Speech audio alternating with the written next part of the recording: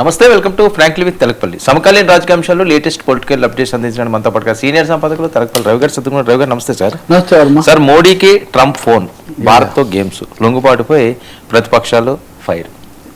నిజమే, అంటే ప్రధానమంత్రి నరేంద్ర మోదీకి అమెరికా అధ్యక్షుడు డొనాల్డ్ ట్రంప్ ఫోన్ చేశారు.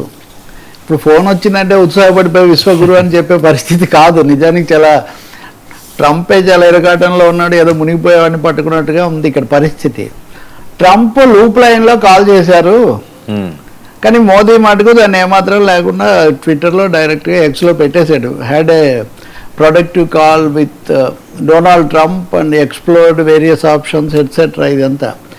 సో ఏదో ఒక విధంగా భారతదేశం నాతో ఉంది అనేటటువంటి ఒక పిక్చర్ ఇవ్వడానికి ట్రంప్ చాలా తీవ్రంగా చేసిన ప్రయత్నం ఇది. ఎందుకంటే దానికి ముందే అమెరికా రాయబారి గోర్ అనే ఆయన పెట్టేశారు దీన్ని భారీగా. ట్రంప్తో మాట్లాడారు, అన్ని ఆప్షన్స్ చర్చించారు, మద్దతు తెలిపారు ఈ పద్ధతిలో. సో దాంతో భారతదేశం ఏదో ట్రంప్తో మాతోనే ఉంది అనే ఒక పిక్చర్ ఇవ్వడానికి మీరు కౌంటర్గా చూడండి, దీంతో పాటు ప్యారలల్గా చూడండి, పాక్ చర్చలు జరుపుతున్నారు. అమెరికా ఉపాధ్యక్షుడు వాన్స్ పాక్తో జరిపేటటువంటి చర్చలను ఆయన కోఆర్డినేట్ చేస్తాడు అని భారీ ఎత్తున అదొక హడావుడి సాగుతుంది. పాకిస్తాన్లో చర్చలకు టర్కీ, సౌదీ అరేబియా, ఆ తర్వాత ఈజిప్టు ఇవన్నీ కూడా సహాయపడతాయి. అక్కడ ఏదో మీటింగ్ జరుగుతుంది అనే ఓ పద్ధతిలో అదొక హడావుడి. భారతదేశం దాంట్లో పాల్గొంటుందంట. అసలు పాకిస్తాన్కు మనకు సంబంధం ఏంటి? మనం వెళ్ళి పాకిస్తాన్లో కూర్చోవడం అనేది అది ఎలా సామాన్యంగా అది జరగదు. కానీ ఒక పిక్చర్ అంటే పాకిస్తాన్ ఇండియా మేము చెప్తే యుద్ధం విరమించాలి అని గతంలో గొప్పలు చెప్పినట్టే ఇప్పుడు ఈ చేత్తో పాకిస్తాన్, ఈ చేత్తో మేము ఇండియాను చెప్పేస్తున్నాం అన్న పద్ధతిలో ఓ పెద్ద నాటకం, గేమ్స్ ఆడుతున్నట్టుగా ఖచ్చితంగా భారతదేశంతో కూడా ఒక తన గేమ్ ప్లాన్లో ఇప్పటికి కూడా ఇండియా ఉంది అని చెప్పే ఒక ప్రయత్నం అమెరికా చేయటం అనేది కనిపిస్తుంది. మోడీ సరే శాంతియుతంగా అన్నీ ఉండాలి, నౌకా మార్గాలు ఇవి ఆపేయడం మంచిది కాదు, ఇలాంటివి మేము ఎప్పుడు శాంతిని కోరుకుంటున్నాం, ఇలాంటివి ఆయన చెప్పారు. కానీ ఇంకోవైపున కోల్బీ అని అమెరికా యొక్క రక్షణ శాఖ సహాయ కార్యదర్శి, రక్షణ శాఖ అనేదాన్ని అమెరికా ఇప్పుడు యుద్ధ శాఖ అని మార్చేసింది, ఇది ఇరాన్ యుద్ధానికి ముందే. ఆ యుద్ధ శాఖ కార్యదర్శి గోల్బీ ఆయన ఒక అంతర్జాతీయ మీడియా గోష్ఠి పెట్టి ఇండియా మాతోనే ఉంటుంది, అసలు అమెరికా వ్యూహాల్లో ఇండియాకు ఒక ముఖ్య పాత్ర ఉంది, రెండోది ఏషియా పసిఫిక్లో శాంతి కావాలంటే ఇండియా లేకుండా సాధ్యం కాదు, భారతదేశం మాతో కొన్ని విషయాల్లో విభేదించినా సరే మేము దాన్ని పూర్తిగా మా దీనికి భావిస్తామనే పద్ధతిలో ఆయన ఒక పెద్ద ప్రకటన చేశారు. అంటే ప్రపంచాన్ని కూడా మాతో పూర్తిగా ఉంది భారతదేశం అని ఒక ఇంప్రెషన్ ఇవ్వడానికి ప్రయత్నిస్తున్నారు. అలాగే మొదట్లో మనం అమెరికాతో ఇజ్రాయెల్తో స్నేహంగా ఉన్నాం కదా. ఈరోజు ఉదాహరణకు ఓ తెలుగు పత్రికలో వాళ్ళ ఢిల్లీ ప్రతినిధి లేఖ రాశారు, వ్యాసం రాశారు. ఏమని? ఇరాక్ మీద అమెరికా దాడి చేసినప్పుడు 2002-03లో భారత పార్లమెంట్ లోక్సభ దాన్ని ఖండిస్తూ తీర్మానం చేసింది. ఆ తీర్మానాన్ని సభాపతి ప్రవేశపెట్టారు. That is the spirit and tradition of India. Iraq మీద యుద్ధాన్ని అప్పుడు వాజ్పేయి గారే ప్రధానమంత్రి. వాజ్పేయి ప్రధానమంత్రిగా ఉండగా ఇరాక్ మీద దాడిని ఖండించిన భారతదేశం ఇప్పుడు కనీసం ఆ విషయమే ఇంతవరకు సభలో పూర్తి స్థాయి చర్చ జరగలేదు, వాకౌట్లు అవి ఇవి చేయడం తప్ప. అందుకనే మనం భారతదేశ స్వయం ప్రతిపత్తి ఏమైంది, వ్యూహాత్మక స్వయం ప్రతిపత్తి పోయిందా అనే పద్ధతిలో ఆ వ్యాసానికి ఆయన రాస్తూ ఉన్నారన్నమాట. దానికి తగినట్టు ప్రతిపక్షాలు కూడా తీవ్ర ఆగ్రహం వెలిపుచ్చాయి. రాహుల్ గాంధీ ఈరోజు ప్రభుత్వం పశ్చిమాసియా మీద అఖిలపక్ష సమావేశం పిలిచింది. అయితే రాహుల్ గాంధీ ప్రతిపక్ష నాయకుడు నిన్న మాట్లాడుతూ నేను ఉండట్లేదు, కేరళలో ఎన్నికల ప్రచారానికి పోతున్నాను, కానీ మోదీ గారు రాజీ పడ్డారు.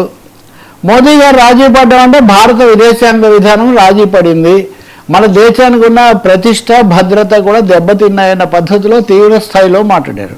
అలాగే ప్రధాని ప్రకటన చేసిన తర్వాత సభలో ప్రతిపక్షాలు కూడా కాంగ్రెస్ కానీ సిపిఎం కానీ కొన్ని టీఎంసీ, తృణమూల్ కాంగ్రెస్, డిఎంకే ఇట్లాంటి వాళ్ళందరూ కూడా మన దేశం యొక్క గౌరవానికి తగినట్టు మనం వ్యవహరించలేదు, మన మీద ఇజ్రాయెల్ను అమెరికాను పూర్తిగా అంటకాగుతున్నామనే ఒక అభిప్రాయం ప్రపంచానికి ఇచ్చాము.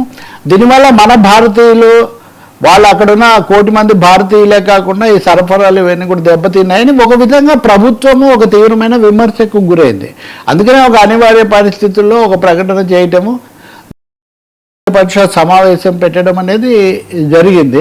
ఇది బహుశా మోదీ అధికారంలోకి వచ్చాయి. ఇంకో మాట కూడా అన్నారు, రాహుల్ గాంధీ అన్నారు, ఇతర పార్టీలు కూడా అన్నాయి, విదేశాంగ విధానం అనేది తన దేశం యొక్క ప్రయోజనాలు, సార్వభౌమత్వము, అంతర్జాతీయ ప్రపంచ శాంతి వీటన్నిటిని దృష్టిలో పెట్టుకొని సమతుల్యతతో చేయాల్సిన ఒక పని. కానీ ఇటీవల కాలంలో ఇది అంతకంతకు కూడా పర్సనలైజ్ అయిపోతుంది. ఫోన్లు వేసుకోవాలి, ఫోన్లు, హగ్గులు, లేకపోతే చేతులు ఊపడాలు, ట్విట్టర్లు వీటి ద్వారా జరుగుతుంది. ఇదేదో మోడీ సెంట్రిక్గా. ఇప్పుడు భారతదేశానికి ఎప్పుడు ప్రతిష్ట ఉంది ఏదో ఒక స్థాయిలో. మోదీ మూడోసారి ఉన్నారు కాబట్టి ఇంకొక ఎక్కువ ఉండొచ్చు. కానీ అదే సమయంలో అమెరికాకు, ట్రంప్కు చాలా అనుకూలంగా ఉన్నామనే ముద్ర కూడా వచ్చిందని. సో ఈ రెండు పరిణామాలు అంటే ఒకవైపు నుంచి అమెరికానేమో భారతదేశాన్ని తన వైపు ఉందని చూపించే ఒక ప్రయత్నం చేస్తూ, భారతదేశాన్ని తీవ్రంగా ద్వేషించే పాకిస్తాన్లో ఈ చర్చలు అవి ఇవేం చెప్పి అదొక నాటకం నడుపుతూ ఉంటే, ప్రతిపక్షాలు అలాగే మీడియాలో కూడా ప్రభుత్వం అనుసరించిన విధానం మన వ్యూహాత్మక స్వతంత్రాన్ని కాపాడే విధంగా కాకుండా కొంత తీసే విధంగా ఉందనే విమర్శలు చాలా ఎక్కువగా వస్తున్నాయి. ఈ లోపల అమెరికా, ఇరాన్ తీసుకుంటే గనక ఒక ఆయన సెక్యూరిటీ చీఫ్ ఒక ఆయన వచ్చాడు.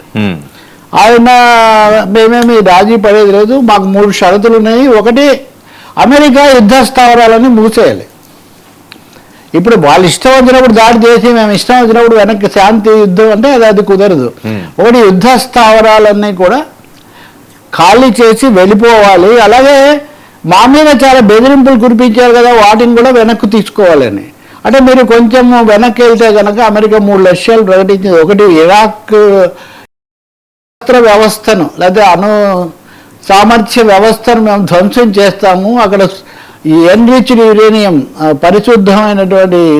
పరిశుద్ధపరచబడిన యురేనియం నిల్వలన్నీ కూడా మేము వెనక్కు తీసుకొస్తాము. ఇంకెక్కడా కూడా ప్రపంచంలో ఈ రకరకాల ఇస్లామిక్ శక్తులకు ఇరాన్ సహాయం చేసే అవకాశం లేకుండా చేస్తామని ఒక 4 లక్ష్యాలు ప్రకటించారు. ఇప్పుడు అవేం లేవు.